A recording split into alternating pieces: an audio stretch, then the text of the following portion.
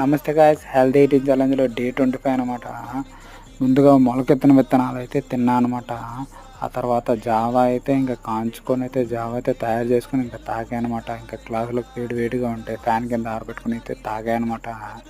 ఆ తర్వాత మధ్యాహ్నం లంచ్కి అయితే కొర్రల సంగటి ప్లస్ సాంబార్ ప్లస్ పప్పు అయితే తిన్నా అనమాట.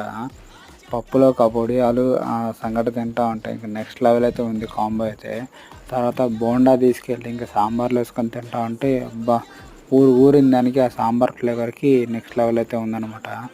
ఇంక ఈ సాంబార్లో మునక్కాయ ఆడుందా అని చెప్పి వెతుక్కుంటా అంటే ఇంకా నాకైతే వచ్చిందనమాట మునక్కాయ.